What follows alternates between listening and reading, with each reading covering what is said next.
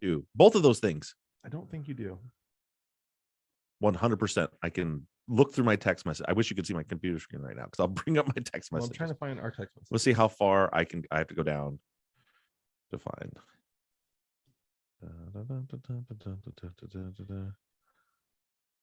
Yeah. So this is spelled out your. Yeah, I would say that I don't think I have any text from you that involve the letter U to standing in for you. Yep. There's another one. This says your, spelled correctly. Well, I can tell you this: when I text my cousin and then I text "fuck you," I spell out the whole thing. I'm reading it right now.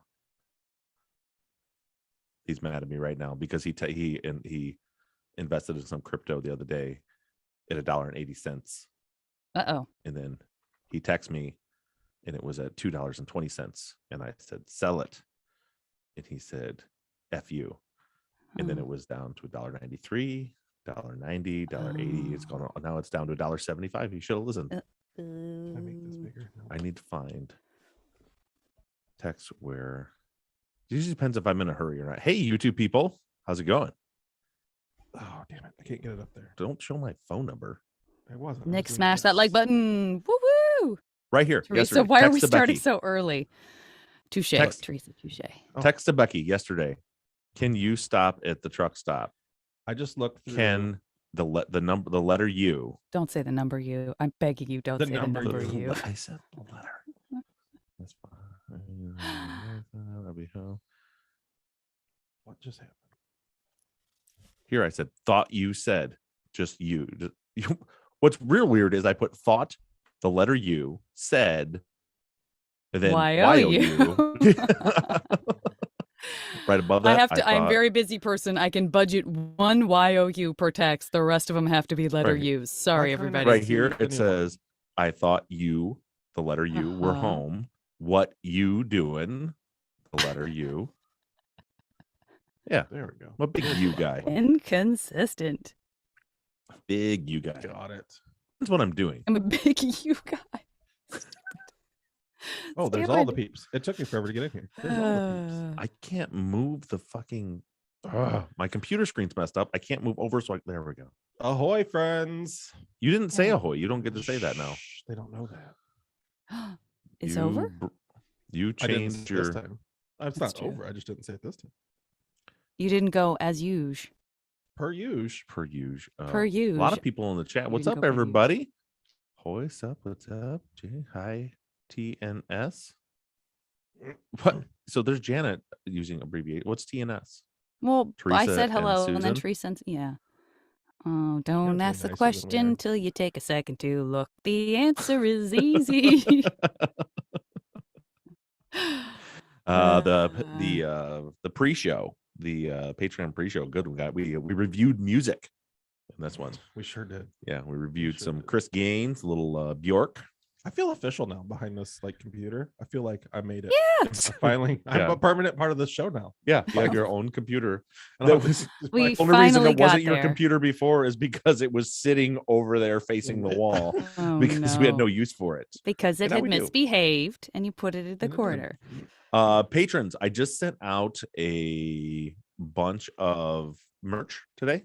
I caught up on every other than I was 2 hats short. I've ordered hats. So there's 2 people that I got to wait on their hats. Sent out a ton of t-shirts. Check your messages on Patreon because if I didn't send you a shirt, it's because I don't have your size. And I messaged all of you that have shirts coming asking for your size so I can send your shirt out. We've got a full stock. Also, Janet, I finally sent out your mug from Erica Miller. You did? Mm-hmm. I have another thing we did not talk about somehow because I came in too hot and forgot about to say this. What? Did you see the Kristen Smart stuff? Yeah. I can't believe they found his dad not guilty. I'm shocked. Yeah. I didn't catch. Did his dad get guilty? No, they found him not guilty. But the son, was guilty. Yeah.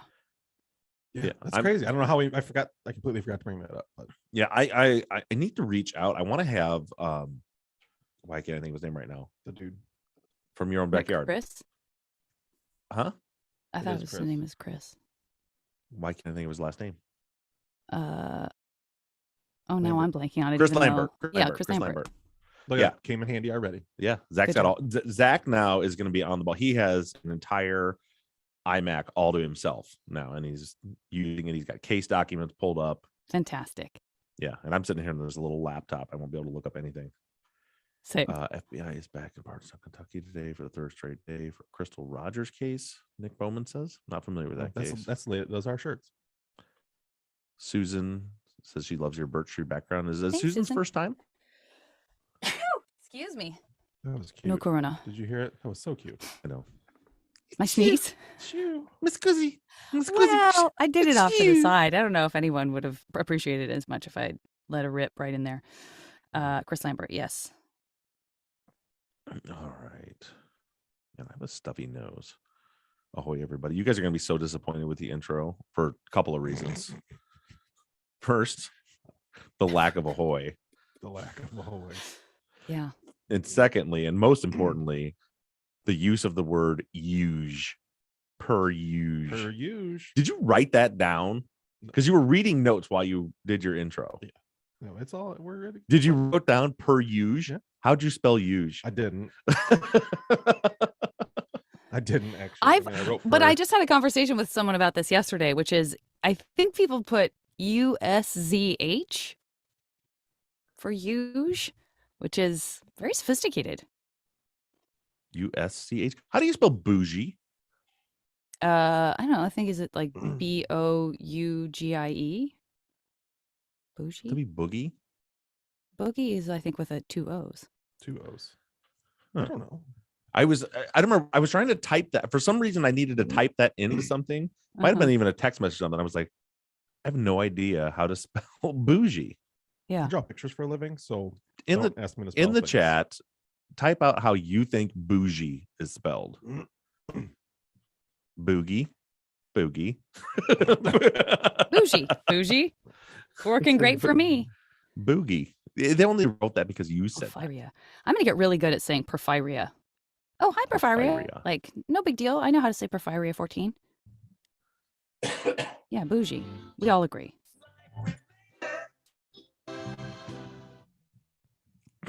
That, first of all, there's so much, yeah.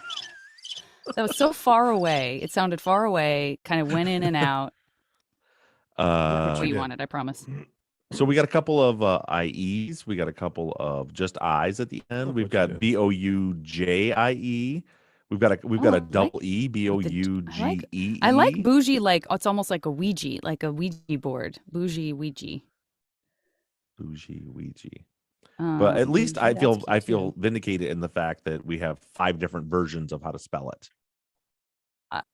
So I feel like we have there's a majority here. There's a J, BOUJE. We have BOUGIE, BOUJE. And then could you? BOUJIE. I would love for you to list each time someone did BOUGIE. Go ahead and just list each one each time each person did that, because that's I think you'll find that's the majority. That's silly. Okay. There's a lot of J's. There's a lot of J's. This is how bad my short-term memory is. The delay is just long enough that when people blessed me for sneezing in here, I was like, oh, what did I do? God bless me. What did I do? I did something great. It's like, oh no. We got a sneezed a few seconds ago and I forgot. We got a BOODJEE, which is 100% wrong, but okay, let me go ahead and count the bougies. You're gonna count the bougies? 1, 2, 3, 4, 5, 6, 7, 8, 9. Probably 10, comes 11, from the French 12. word bourgeois. Bourgeois. 13. Bourgeois. 14. Bourgeois. You know what, Sarah? There is an argument for bougie with a R. That's a very good point. BOOZHEE. Bougie. You know, there's so many that are BOUGIE. I actually lost count. I'm sorry, Bob.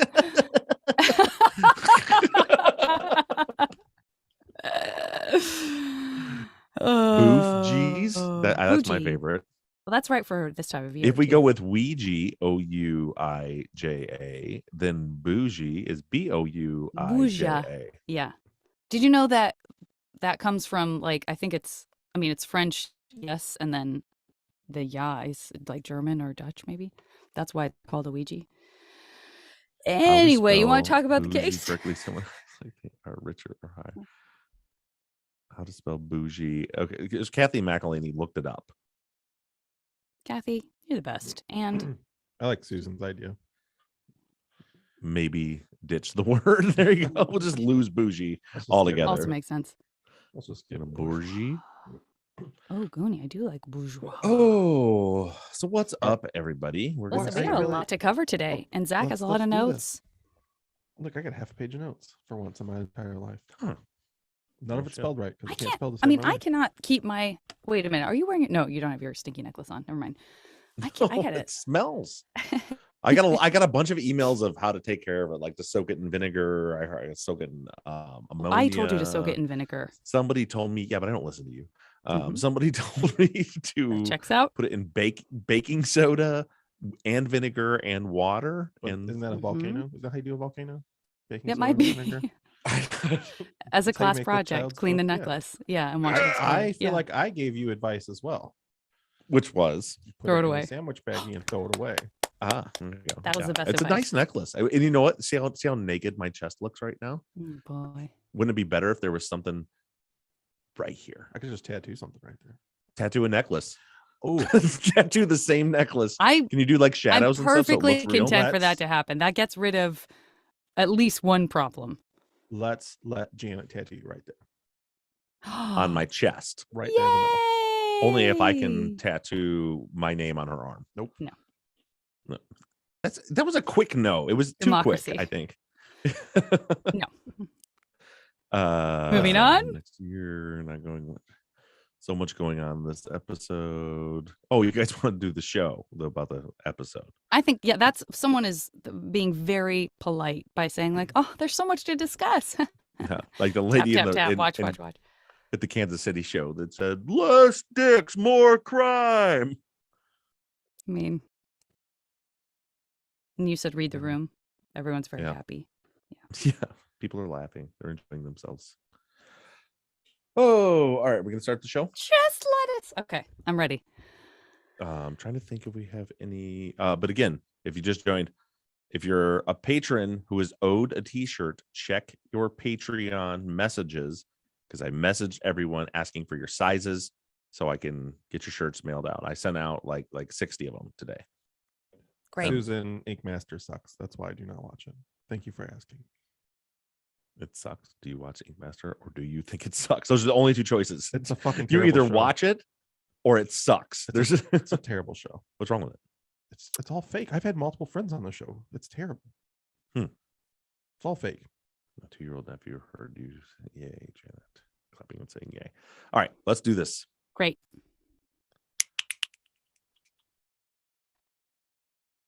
Okay, we're back, and we had a very full episode that you dropped on Sunday, Bob. And you did as you said. You didn't do a lot of analysis, so I feel like we have a ton to talk about. I know Zach has a lot of notes. Let's get into it. Yeah, I'm super excited. I'm excited to hear what you guys have to say about it. I feel like I need to address the elephant in the room, and I'm going to apologize on Zach's behalf for his use of the word "huge." So let's just get that out of the way. And I'm going to apologize that he didn't say ahoy in the intro. Yeah, a lot of apologies on Zach's behalf. I'm sorry, guys. Now that that's out of the way, you. Zach, what did you think about this episode? So, I'm always the guy that kind of bats the other way occasionally on this. And I've got to start out right off the get-go that this interview was a little weird for me. And it bothers me that we only have one half of this. We don't have Becky's half. We don't have anything. We only have what Tiffany says. So some of it lends one way or the other, and I don't know how to feel about it. Like the whole idea that they're so close that they talk all the time, but we don't have any phone records to indicate that. And it's convenient that they got in an argument and were taking time off of talking for a week before this happens. Not saying it's not true. Why do you say it's convenient? She talks about how close they are. We talk several times a day, up to 10 times a day. But there's no phone records to indicate that ever happens. Okay. Well, that was definitely one of the questions. People were wondering if there was evidence to support that.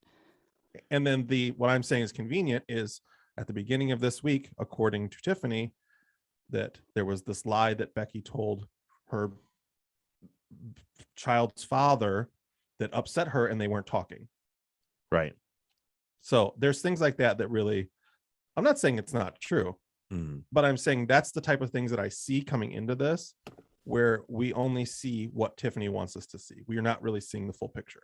Yeah, and I wasn't so much worried about that stuff, but but as I said in the middle of the episode, like a lot of like the negative stuff about John, that's tricky. It was tricky for me because I think Tiffany's voice is valid and needs to be heard, and there's nothing to indicate that the stuff she's saying isn't accurate or true, but it's super uncomfortable to talk about a victim in such a negative light on there. And yeah, it is stuff that we only, but the best we can do is to continue to get everybody's opinion from all these different angles and then try to piece them together. So she's just one piece of that.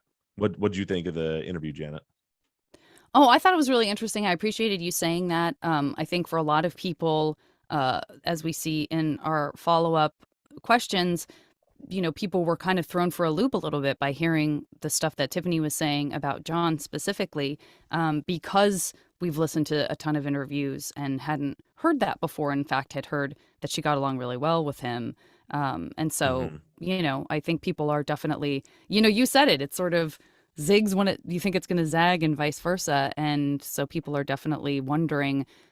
People are asking about more information across the board, right? Because there was so much information in the interview and so many questions came up around, of course, the FBI case and all of that. I listened to the episode 3 times, and at the end I was like, there's so much to talk about. I kind of don't even know where to begin with the questions. And luckily everyone kind of came in and had all of the questions I would have had today. So yeah. So, and unless you have something particular you want to talk about, Zach, I have a lot of notes, but I'm guessing they're covered in questions that I can bring up at the time. Okay, and if not, then we'll touch on those after. So let's go ahead and get right into, because I know there was a ton of listener questions. Okay. Well, first, I just want to put the general question that kind of comes up almost every episode as we've been moving away from the friend group and trying to lean more towards family and John and Vicki. People still wondering about the phone records for John and Vicki, saying, we understand that they only made a couple of calls, but because of this interview with Tiffany, now there's that curiosity about whether even just one of those calls could end up providing information that could be helpful to the case. Yeah, they're all included in the master list that Teresa's putting together. And including, to your point, Zach, we already had Becky's records all the way back to the Monday before. And what Teresa's working on now is adding in the rest of her stuff from the week before, so we could see some of that. But the trickiest part is the lack of home phone records. The fact that the police department only pulled 2 days worth of home phone records because of the cost. So we only had that quick screenshot, other than seeing them on the other end of the records for people whose phone records we have. And then the fact that we know there's calls that occurred that don't even show up on those records. We saw that it first came to light when we see calls on Robert's cell phone that say that the landline called his phone, but then on the landline, those calls don't show up. And then here we have Tiffany saying that, she talked to her mom like 5 times that weekend. And we have, there's one call on the home phone records that shows a call to Tiffany, or a call from Tiffany. And that's on Saturday at like 2 p.m. to 11 p.m. or something. Okay. But we don't see any other calls on there. But I don't know. It's hard. Like, there's no reason for Tiffany to be lying about that. And we know there's calls that don't show up on the landline records. I just wish we had that. I mentioned at the beginning of the episode, it sent me down this whole rabbit trail, because it was like, oh, she said she called. I look on the phone records. Like, well, I don't see those, but here's a number I don't know that turns out to be John's ex-wife. Well, maybe that, then that's, go into his son Robert's interview to check phone numbers and stuff. Nope, he's got his own cell phone. Go into his mom's interview, and it's like, she lists her cell phone and a home phone, and that number definitely is her cell phone. So who called? Did Rob call from her cell phone? Did she call from her cell phone? Here's the calls from Rob, or is that the call from Rob? It's just, it's hard. The hope was to be able to verify and nail all this stuff down, based on phone records, and we just have such an incomplete record. It's difficult. And the police should have put any notes and research and connections they made to what all the phone numbers were. You should have those if they existed. Is that fair to say? Yeah, but they didn't really do that. They had that for like, so like, for example, the Roberts phone records. We show like the warrant where they asked to get them. They've got, and then the document where they actually have them. There's a report at the beginning of that. And the only thing noted is, here's the times Robert talked to Becky. Yeah, on this day at this time, this day at this time. And then here's the records. Like, they didn't go through, well, who else did he talk to? They didn't go through who else did Becky talk to, in her phone. All the analysis they did was just on, like same thing with Javier and Jacob. Jacob talked to Becky at these times and his phone had no service at this time. It doesn't get into anything else. So all of that work had to have been done on our end. Yeah.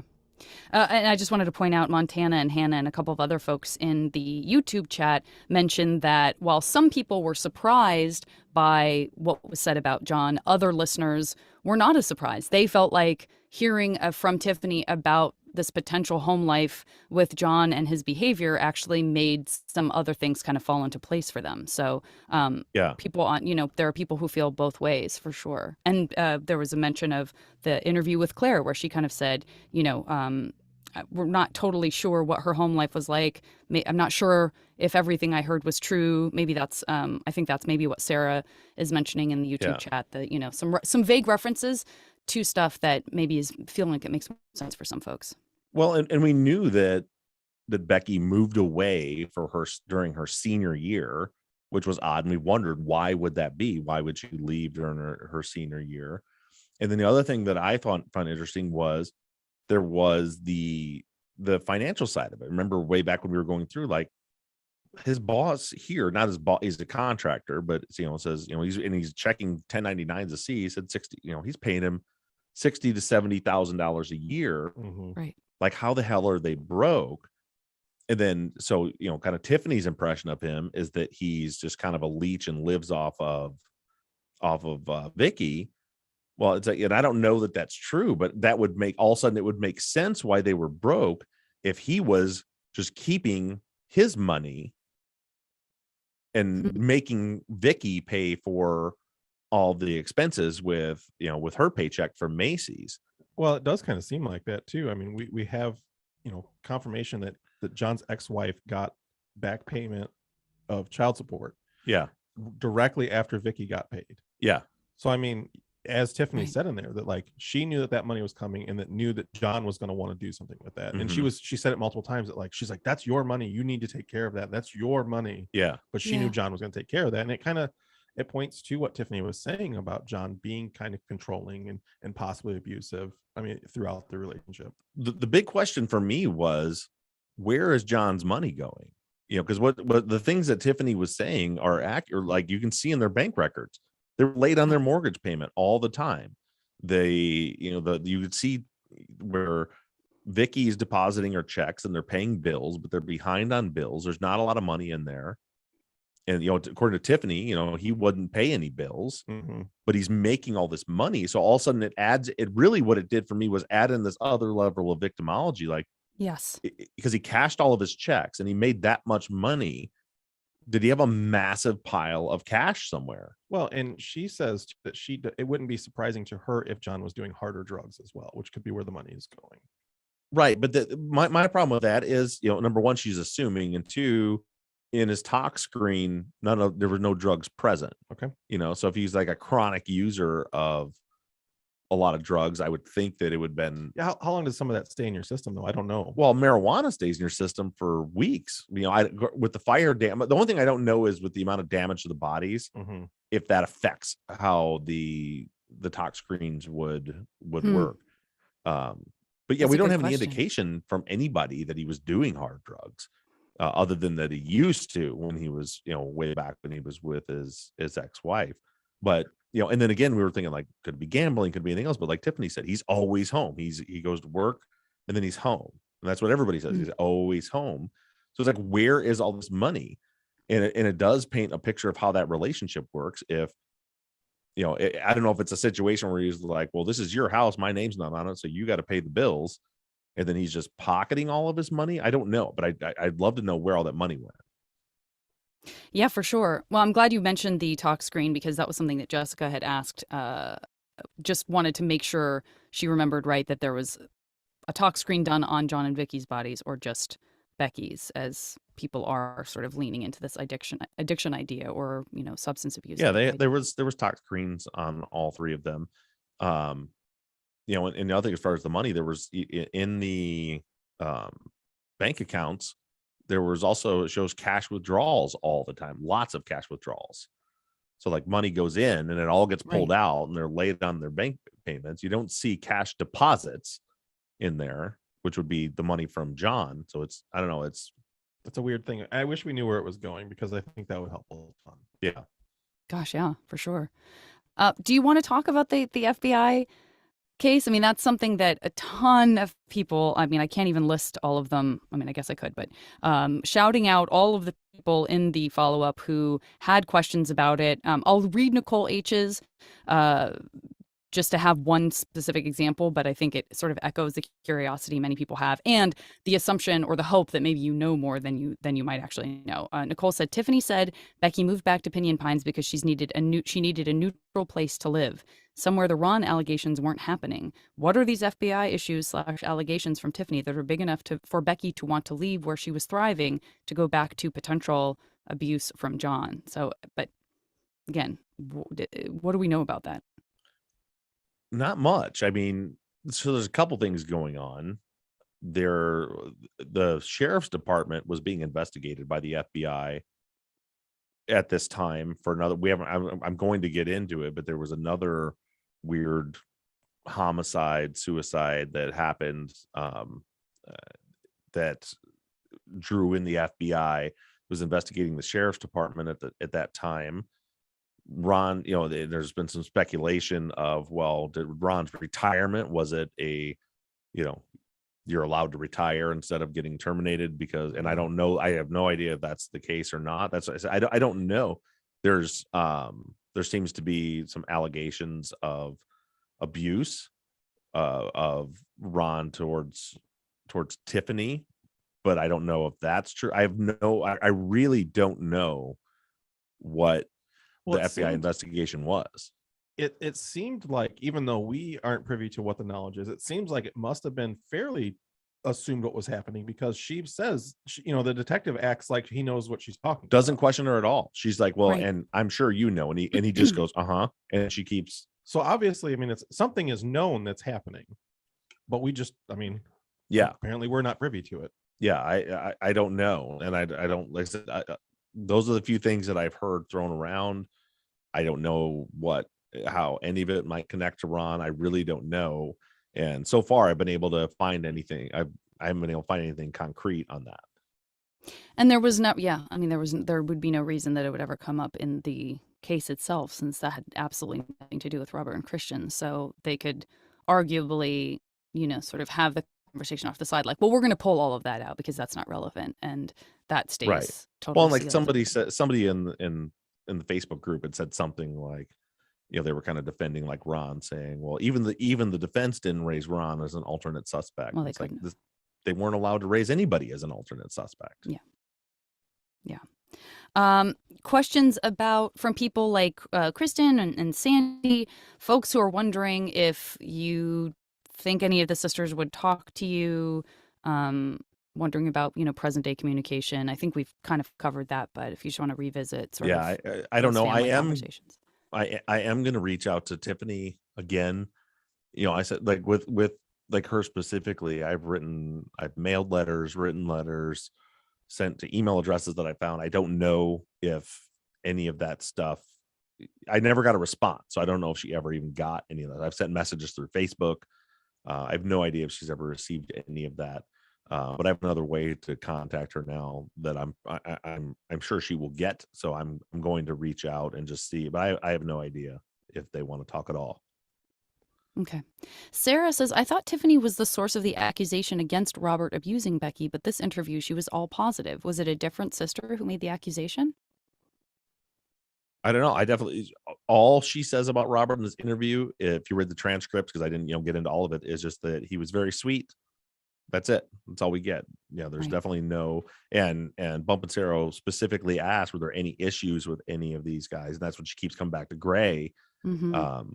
But yeah, nothing there. So I know she wasn't the source of it. We're gonna go through the other sisters' interviews too, but no, I don't think. I'm trying to remember who was it that said that they had heard from Tiffany about some abuse. I remember that coming up in an interview, but I can't remember from who. Oh, I can't either. It was really early on. I It don't was remember off the top of my pretty head. early on.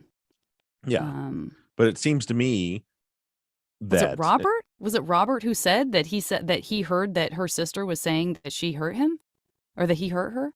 I don't remember. But it certainly didn't seem like, now that we've heard from Tiffany. And speaking of hearing from Tiffany, today when we're recording this Wednesday at 2 p.m. Eastern, I'm dropping the bonus episode that has Tiffany's full audio. It's really, really hard to hear, but the transcript is also posted, so Right. so you can read along if you want to. Don't feel like you need to listen to it. You can read it, but it is up because I know some people wanted it. Just showing Teresa, Montana, and Porphyria. I'm gonna get really good at saying that. All backed me up. It was Robert, Amy, Valeria. Everybody That he says had it heard was her when sister. that it was actually he was the source of the information about a sister saying that he had abused her. So Right. And he had interesting. said, and that's coming back to me now, where he had said that he had heard that her sister was saying that, which means so Mhm. somebody else told him that her sister was saying that about him, which could have been Javier. And Javier seems to be, he was talking to Javier that day, and Javier seems to be the source of everything. So that's a good possibility. That's where that came from. Well, I'm glad you brought that up because Sarah also mentioned that she said, I found it interesting that Tiffany seems to be an early disseminator of details from the crime scene, wondering if she might have been Javi's source instead of his dad. Well, Javier says that Tiffany is his source. And that kind of came up earlier, was, he says that it was on the 21st that Tiffany told him about Becky's body being in a wheelbarrow. Right. But then we heard from Jacob, Bo, Nick, and Robert, I think, maybe even more. Might have been Nick Corline too. I'm not sure. But there were, basically everyone says that Javier told them about the wheelbarrow way before he ever even met Tiffany or talked to her. But yeah, that is Javier's claim, is that Right. on the 21st he met Tiffany, and that's when Tiffany told him about the body in the wheelbarrow. But Jacob was interviewed on the 20th and talked about the body in the wheelbarrow and said Javier told him then. Regarding Vicki, Abby says, I believe this was brought up previously by someone on the page, but who collected the life insurance policy? Obviously, Tiffany didn't know Vicki had one. Yeah, I'm not sure about that yet. It's on my list of things to go through, because in another interview you're going to hear this weekend, she talks a little more about it. But yeah, she doesn't know if there's even like insurance on the house, life insurance. I think that it ended up probably getting kind of split up from the sisters, from what I remember correctly when I read through it months ago. But I got to go back through and verify all that. Yeah, Nicole just mentioned, is it me or is it weird that Tiffany didn't mention Javi in her interview? Well, she hadn't met him yet at that point. Yeah. And you're going to hear about that this weekend too. But like when she goes back to people questioning whether they spoke 10 times a day, because it seemed like everybody else knew that she was spending a ton of time with Javi. Oh, didn't she bring him? Didn't she bring him up, I think, but just as a friend? I don't remember. I don't remember her doing it in this one. It maybe not what I said, but if anybody who read the transcript of the whole thing, because I believe there was a mention of Javier. Might have even been something Bump with Sarah asked about her, but I know I've heard 3 of her interviews this week, so I'm trying to remember which one it is. But she talks about how that Javier was just a good close friend. Okay. Kathy and Fiona, Megan, folks are asking about Vicki's friends and coworkers, some of the people that were mentioned by Tiffany in the phone conversation, any of the sisters, anything in there in that sort of range of people that we have an indication that the police spoke to? Not so far, no. And she's very vague in that, it's like Janice. I don't remember her last name. There was she never says first and last name of a person. But no, I don't think any of those people she mentioned were interviewed. Gosh, you would hope that they would go to Macy's and interview each one of her coworkers. And I do have some interviews that we're going to get to that I'm at least going to break down of some friends of Vicki's that do get interviewed later and neighbors. Okay.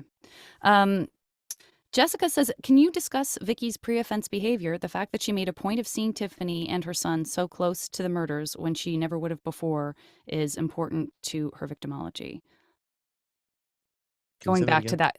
Well, I think what Jessica's talking about is this piece of the conversation in which Tiffany says all of a sudden she wanted to come see me. She said she needed to get away. She had never made a priority of seeing her grandson before, but all of a sudden she's comfortable going and staying with Chuck. Do you want to talk more about that section? Because I think that was definitely eyebrow raising for a lot of folks and made them question some things. It definitely is for me. And I've mentioned this before, like the process when we're doing like arson investigation is you're always looking for what, and it's the same thing in my experience doing murder investigations is particularly in a personal cause homicide, you're looking for what's changed. What was what was different right before this that didn't exist prior to that. And so it's definitely very, very interesting to me that she never goes to visit her. Definitely wouldn't stay at Chuck's house. Never had a relationship with her grandson, even hardly at all.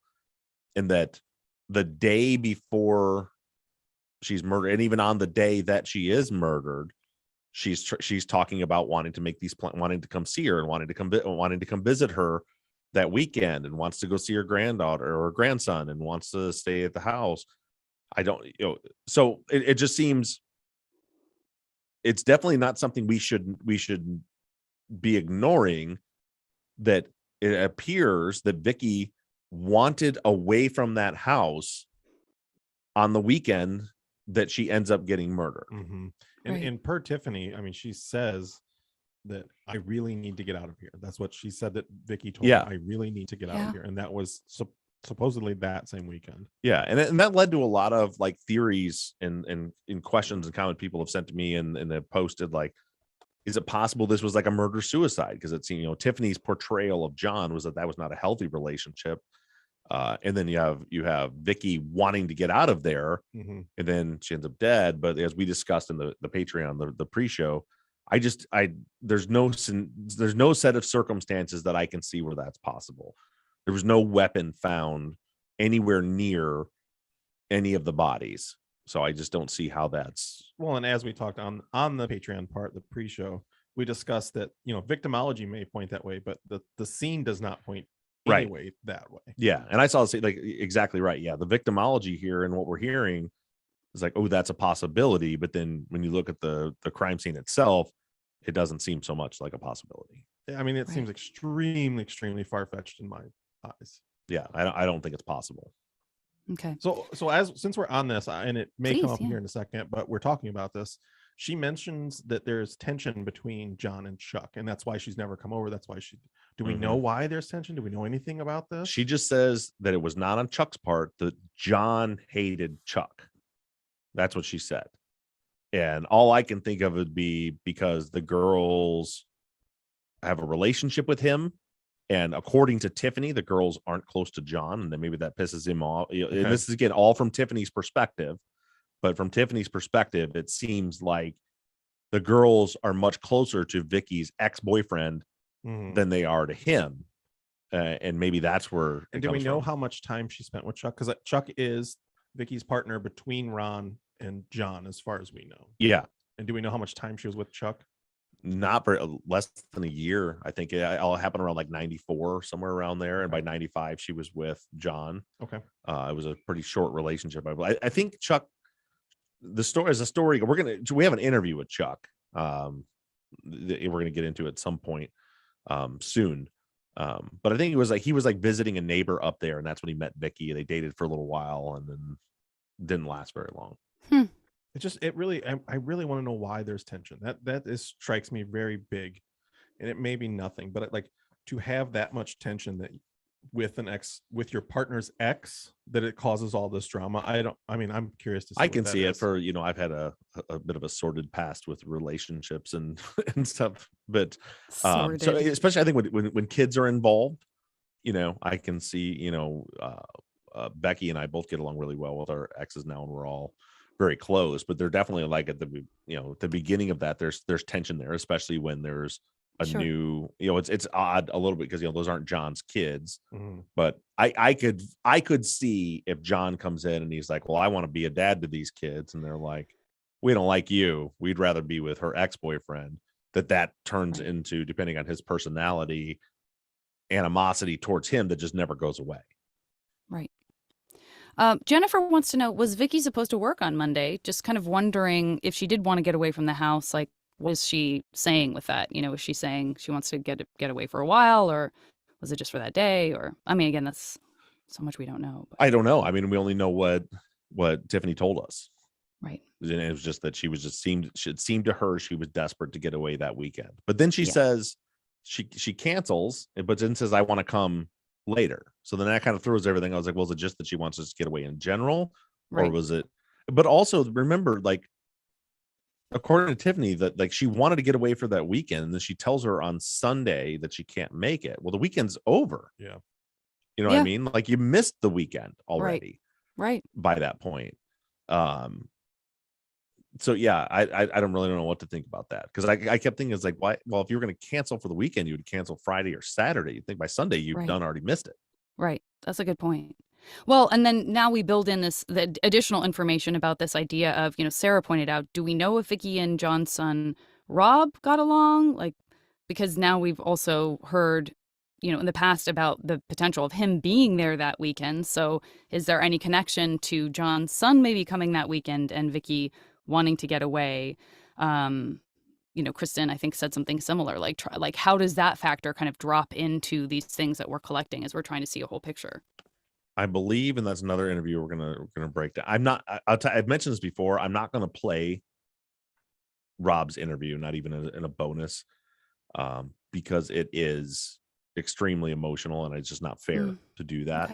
Okay. I'll break down the contents of it when we get there, but essentially, Rob shows up. Rob finds out this happened because he showed up to visit while the police were there. Jeez. So and based on that reaction I don't see Rob having any involvement from that. When you hear the interview, he's literally like processing the fact that he just found out that his dad's gone while the police are talking to him, and essentially he was gonna. Well, and I don't know if they necessarily, if the listener, while bringing this up, is talking about involvement per se, but more just more family dynamic and insight with victimology. That if she wanted to leave because Rob was coming, it's possible. But my understanding is that, well, we have to dig into the details of Rob's interview, because it could be, because I believe, if memory serves, Rob was planning on coming up to visit Sunday, and I think made the call and said, never mind, I'm going to come tomorrow. And then Vicky, so it could be if Vicki didn't want to be there when Rob was there, that if she was like, oh, well, if he's not coming today anyway, then I don't want to make this trip up to Newhall. I don't know. It's all very confusing. And again, it would be a lot easier. Sure would be nice to have the exact phone call records. You know what I mean? Yes. So like we could see, when did she talk to Tiffany compared to that call from Rob's mom's cell phone. And was there a call from Rob's cell phone also? Like, what the hell was going on? Because, with all of this, it's just hard without the phone records being accurate. Yeah. Nicole says, did anyone else think Vicki might have been dealing with an illness? Something maybe that she's keeping from people?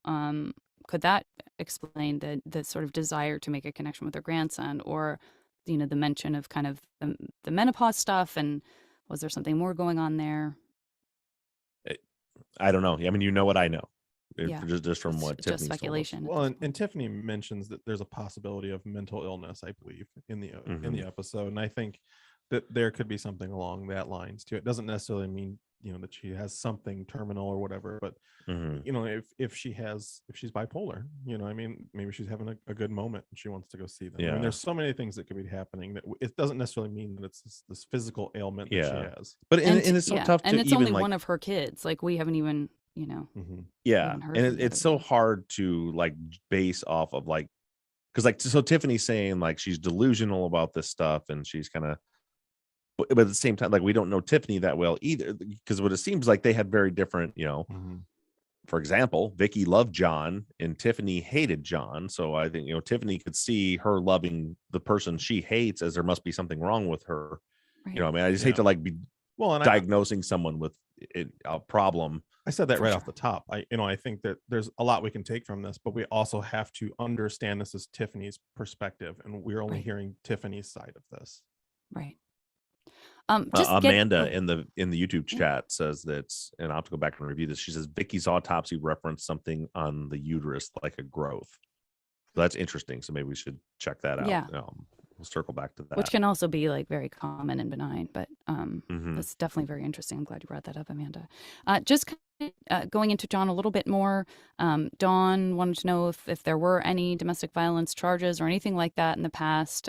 Lauren wondering about CPS, any child protective services stuff going on there. Sandy and Brian were also kind of trying to figure out again where to place John in all of this. Just Yeah. again with No, the I haven't understanding, like seen- you said, Zach, that this is one person's perspective. But Yeah. Now, all I've ever found in background checks for John were the liens, money stuff, the tax liens and stuff like that. Nothing criminal. yeah. Rachel says, well, this kind of falls in line with that as well. Rachel says, it seems like Tiffany had a lot of pent-up anger about John. Even when the investigator asked other questions about Vicki, she kept turning it back around towards John. Do we have any other testimonies to John's character or personal life that might lead towards actual possible suspects other than the alimony and child support payments? Yeah, I mean, we're still going to hear from Drew and Tanya as well. So the other two sisters, and we've so far all we heard from is John's boss, for lack of a better word, and Tiffany now. But yeah, we're going to hear from the other two sisters as well. So hopefully that'll give us a little better rounded look at John as we move forward. Sarah, I thought, made a kind of a good observation. Is there any indication that if Becky ever referred to her mom's boyfriends as dad, can we know for sure that when she was telling friends about maybe, perhaps being abused by her dad, if we are sure that she was in fact talking about her biological father, Ron? We're not sure, but that's all we can do is speculate about that. The marijuana grow, some questions, of course, coming up around that, ongoing and new to this episode, just trying to figure out again with the money and wondering where money was and wondering where Becky got her marijuana, got her weed if money was an issue. Susan, Laura, Wes. I'm going to read Susan's comment, but echoed in their comments as well. Not about Tiffany, but something that's been on my mind. If there was a grow operation near or around the property when the murders occurred, wouldn't the police have found it? Maybe I don't have an appreciation of the landscape for that area. Other folks, Wes was like, where would this have been? Like where? That it would go unknown. Yeah, I don't think it would have been found. I mean, they said in like the pretrial stuff that they didn't do a big grid search out behind the desert. They basically went as far as the wheelbarrow tracks, and then they looked, in kind of concentric circles around there, found the business card, but they didn't do a grid search of the whole area. And if you look at the aerial photos that are on our website, it's massive. I mean, you could go back another half mile and have a grow operation going at the foothills of the mountains that are back there. I mean, there are definitely places where they could have not found them. And there's just like a history of like shadiness up there, with the whole Trapini thing with John. Like there's in the FBI investigation I mentioned, the Riverside Sheriff's Department has a history of some pretty quirky stuff happening up there. Yeah, no kidding. I just want to acknowledge in the YouTube that folks are weighing in on the Vicki's medical situation, and that it does sound like it could have been just a fibroid tumor or something benign that could cause bleeding. Benign. I mean, I was just trying to read that as well. It does say, it says it's in there. It's exactly what it says in the autopsy, but it does say it's benign. A benign thanks, tumor. Zap. Yeah. Zach a big computer, and look what we got. I know, that's fantastic. Apparently they found it faster than I did, but no, that's great. Thank you, buddy. Just to touch on the Austin thing really quickly, yeah, a lot of people there was not, at least in the follow-up post, there was not a ton of, oh my gosh, what does this mean about Austin? I mean, there were definitely questions about it. I picked a couple. Jess says, was there any phone contact at all between Austin and Becky? Could we just put to rest or not the idea that there was a personal connection between them? I know Sonia and Susan and Lisa, everyone was real curious about the possibility of Tiffany mistaking perhaps Austin as a potential boyfriend. No, well, remember, Tiffany hadn't spoken with Becky in over a week. Right. So no, I mean, we see some calls to the landline at Jacob and Austin's house, but they're like you see Becky calling Jacob's cell phone and then calling the landline. And so it looks more like she's trying to get a hold of Jacob. And look, I don't know if it means anything. She's in the context of describing Becky's boyfriends and says that, she gets them confused.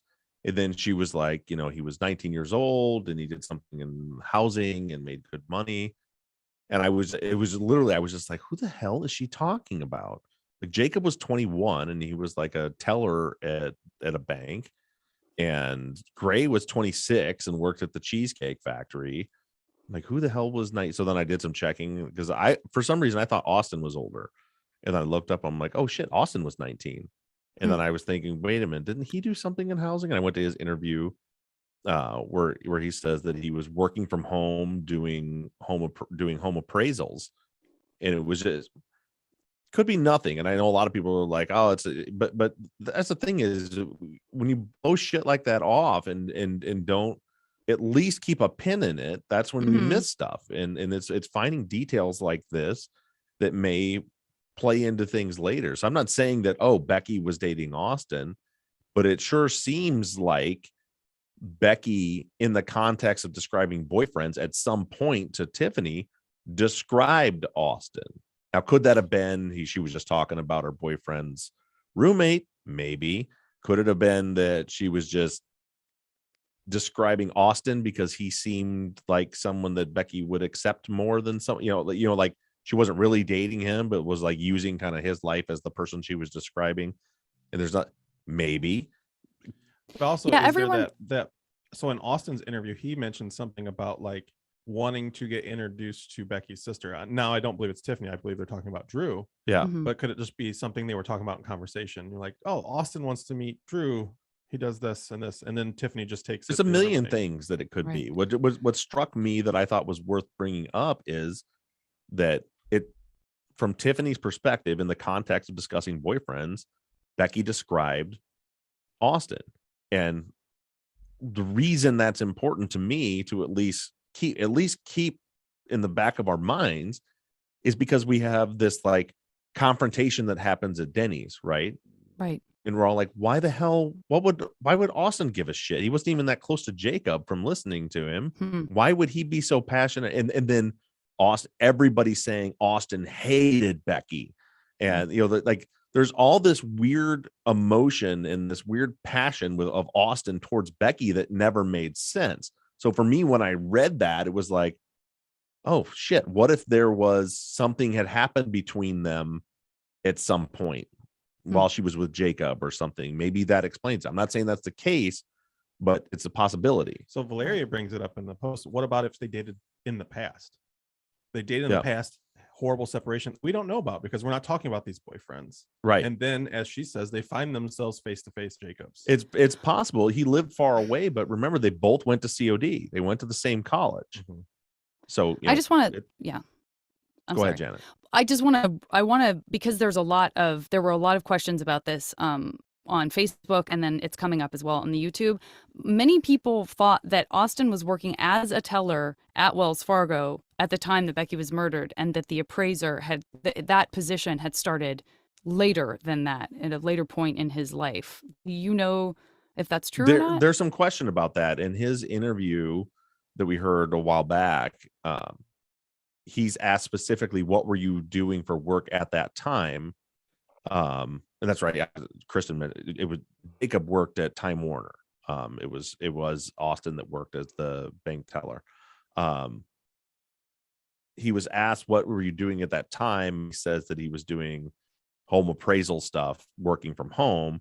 And then they ask him about Wells Fargo, and he says, I'm not sure. Then he's like, oh yeah, I think I still was working at Wells Fargo at that point. So it's possible. It's possible that So it might not even be him. I guess that's what I'm. Yeah, it's possible it may not even be him. It's just like I said, all I took from that was, who is she talking about? Who's 19 years old and worked in housing somehow? Right. I'm like, oh shit, that's Austin, this guy that we don't know why he hates her so much. Right. And that's it. So it's not anything confirmed. It's something just to be thinking about it. And honestly, and I'm still, keep in mind, I'm still personally really not convinced at all that Becky was a target in any of this to begin with, especially after this interview. Right. No, but it's a good detail, and you're so right. Like keeping a pin in it is never a bad idea. Let's go about Trapini. I sort of saved that for last. A lot of questions about that, a lot of curiosity about that. I know that since I was on Facebook really reading through people's posts, you have since posted some articles in the Truth and Justice case documents on the Truth and Justice website. So there is more information there for folks who might not get there, or, do you want to give a little bit more of a summary, go into a little bit more detail than you did on the episode? People are wondering, when he got out of prison, and just generally, like, what's the story with Trapini? Truthfully, I've had a hard time with background checks on him, even like searching through the Riverside district courts criminal background checks. They have, you can create an account and log in and pay a fee to be able to like pull up back, like his, like, these criminal charges don't even show up. I don't know if it's because they were too long ago. People are talking about him being released in 2001. I don't know if that's the case or if he was released before that. Zach looked up earlier in those articles. He was convicted of voluntary manslaughter in 87 and sentenced to 14 years. So like if he served his full sentence, he would have been out 5 years before this murder occurred. The whole, again, like I said, like weird things, like he goes over to Ron's house and Ron ends up like taking him back, and he's like friends with him, and then he takes him back over there. I've heard stories about what that was about that are just, they're speculative. But all in all, so he's charged. What did you say, Zach? In the article, it said that he got charged with voluntary manslaughter, and he was sentenced to the maximum of 14 years. Right, but as far as, like I said, they convinced the jury that, well, and he tried to bring forth that they opened fire on him first, and that it was self-defense, and that's not what at all had happened. Right. Yeah. I don't know that even, I mean, we don't have access to the trial transcripts, but from the newspaper, it doesn't sound like there was a gun found with. Yeah. And there was another bystander that was shot. So he was shot 11 times. And my understanding is Trapini shot Bonaventura on that ATV, shot him 10 times, and then came up to him and made a final 11th shot to the head to kill him. And somehow goes through the court system and just gets charged with voluntary manslaughter. Also shot and injured, a bystander in the process. Like that, I think he was charged with more, but the jury gave him the lesser charge. Like I'm sure that they wanted to charge it, that they were given the option, like, because the way that the article phrases it says the jury found him guilty of the lesser charge of voluntary manslaughter, implying that they could have found him guilty of murder. Yeah. So maybe they must have given the jury the option to do both. To, like, you can convict him of murder or you can convict him of manslaughter, and they convicted him of manslaughter. Right. Yeah. So I don't know if again, I don't have the court documents. I only have newspaper articles. So I don't know, but it seems pretty nuts for him to, and they mentioned in the chat that his sentence got reduced to 13 years. So, around 2000, if he served the full sentence, was released from prison. But that's all I know is what's in those newspaper articles. And there's nothing online about it. It was too old. It's just the printed stuff that we have that was scanned in. And then we have what Tiffany speculates or talks about when she says that something about he helped Ron get guns that he wanted to collect, and that he was an informer, which I think does show up in one of the articles. And just wondering how enmeshed they actually were with one another. Yeah, and if you remember way back the interview, and I don't remember how much of it I played on here, but the interview with Carissa Farley, who was one of the neighbors up there, she mentioned this a little bit to me when I was interviewing her. And I don't remember if I played that or not, but she talked a little bit about how, yeah, it was weird. She was, Ron was the sheriff that she was talking about that she says used to sneak around with night vision goggles and Oh, yeah, that was Ron. She was talking about oh, the old county sheriff that lived up there that used to do that. okay. Mhm. I feel like we definitely didn't know that till this moment. Am I right, Yeah, everybody? in that moment just occurred Wow. to me that I said I'll explain to you Whoa. who that was later. That's who it was. Wow. Yeah, the weird county sheriff that lived up there she was talking about was Ron Friedley. Okay. And she talked to me about this. Like said they were like buddies, and like he committed this murder and then went to his buddy Ron's house and was sitting there with Ron, and then they ended up going back down to to his house when the police were there waiting for him. So yeah, there's a lot of weirdness with everything going on up there with him, and people have like Right. speculated could it have been like Trapini doing something for Ron, because like I said, Ron's pretty, we haven't even got into Ron yet, but as I've said, he's pretty strongly alibied that he was hours away when this happened, him Right. physically, Right. based on phone records and stuff. But some people brought like, could it be a murder for hire situation? Right. I don't know. And then of course now with the Trapini connection, people are like, could that have been who he used? Again, that's all just going to be speculation. Right. Yeah, I feel like this happens, if not every follow-up, every other follow-up post on Facebook, someone says, and Courtney did this last week, follow the money. So there are still people who are, sort of like, Yeah. nothing has convinced them beyond the initial speculation about the money owed to Vicki, to cause them to believe. I mean, I'm assuming that's a very simple thing to type, so I'm making a lot of assumptions about what they're saying, but Yeah. it seems to me they're saying we've done all of this other stuff as we need to do, but look at the money. So we'll see Yeah. where So that leads us. listen, I will tell you straight up that to me, the biggest risk factor here is money. There's the money owed, and we're gonna hear more about that this weekend too, but there's the money owed from Ron, right? So there's a big money issue. And then you also have this weird, like, they're broke all the time, can't pay their mortgage. John's making this money. We don't know where the money's going. We have rumors of him doing a grow. They're pulling cash out of the bank all the time. Yeah, I don't know what the scenario is, but to me, the money seems like the biggest risk factor here. And that's why I continue to say, like, the crime scene to me doesn't indicate that Becky was the target. It seems like she was the interruption and not the target. And as far as risk factor goes, there's even nothing going on in her life. There's with Jacob, like they broke up, they seem friendly. So what, Austin didn't like her, but we don't, but there doesn't seem to be anything there that would trigger a triple homicide. Robert, like what's like if he wanted her back, it seems like she was into that. And if he didn't, then what, what I mean? There's Right. nothing that shows any kind of motive.